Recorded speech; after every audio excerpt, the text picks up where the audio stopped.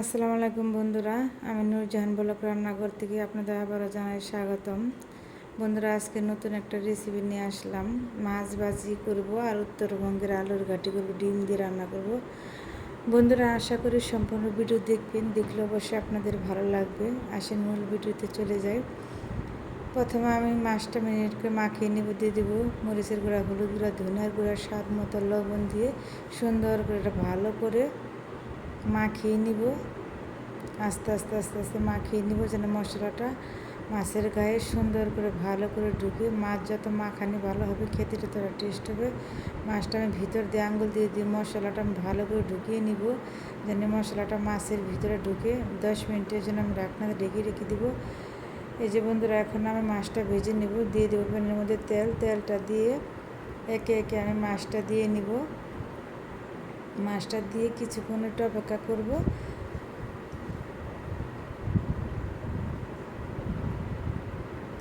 এতে বন্ধুরা, আমি এখন সুন্দর করে ভালো করে এপুট করে উল্টে নেব।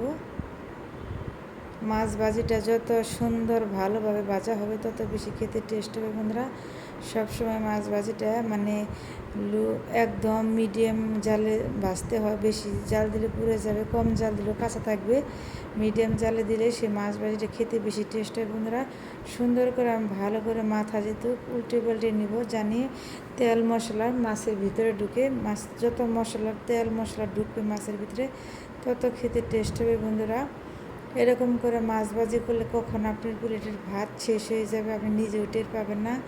এখন আমি দিয়ে দেবো কাঁচামরিচটা শুকানোর জন্য, দিয়ে একটু ঢেকে একটু হালকা একটু ভেজে নিব। বন্ধুরা, দেখেন ভাজিটা কত সুন্দর হয়েছে। এরকম করে মাছ ভাজি করে খেয়ে দেখবেন, আপনারা সবাই তৃপ্তি করে ভাত খাবেন, প্লেটের ভাত শেষ হয়ে যাবে। এই পর্যায়ে বন্ধুরা, আমি দিয়ে দিব সেই উত্তরবঙ্গের আলুর ঘাটিগুলো, ডিম দিয়ে। ডিমটা আমি সুন্দর করে ভালো করে ভেজে নিব বুট করে।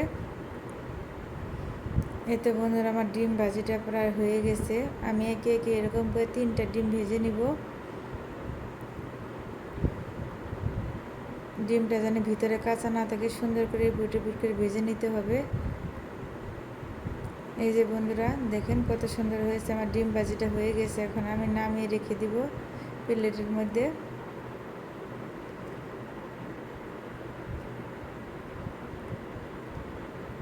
এটাও হয়ে গেছে ডিম ভাজি, এটাও আমি নামিয়ে রেখে দিব।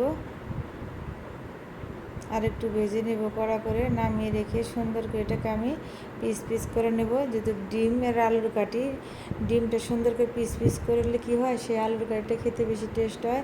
আর ডিমের ভিতরে সব মশলা ঢুকে ডিমটা বেশি খেতে এত লোভনীয় হয়। বন্ধুরা, কী বলবো, মুখে দিলে একদম সফট হয়ে অমৃতের মতো হয়ে যায়। বন্ধুরা, এখন আমি দিয়ে দিব প্যানের মধ্যে তেল। রান্না করার জন্য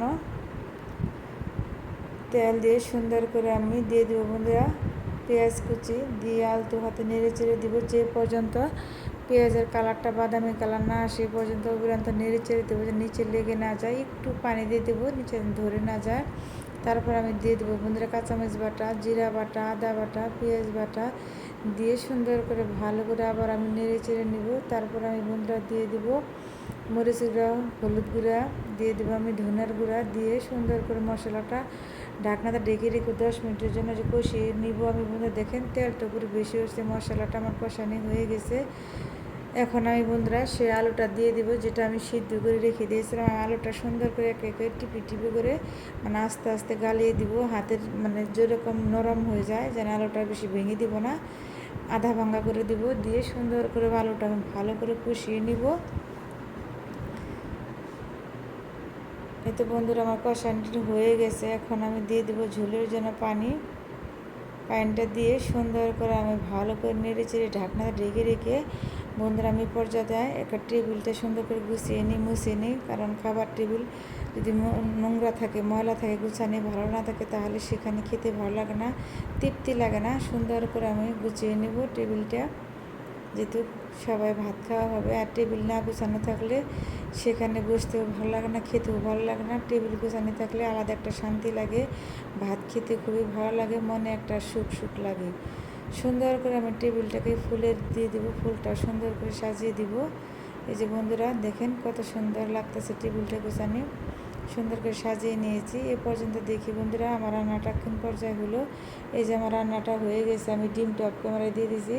এটা সুন্দর করে একটু মানে বলক উঠিয়ে নিব ঢাকনাতে ঢেকে 5 মিনিটের জন্য। এই যে বন্ধুরা আমার রান্নাটা হয়ে গেছে। আপনাদের কাছে যদি আমার রেসিপিটা ভালো লাগে লাইক কমেন্ট করেন বন্ধুরা, সাবস্ক্রাইব করে আমার পাশে থাকবেন। সবার জন্য শুভকামনা ও দোয়া রইল। সবাই ভালো থাকবেন। আল্লাহ হাফেজ।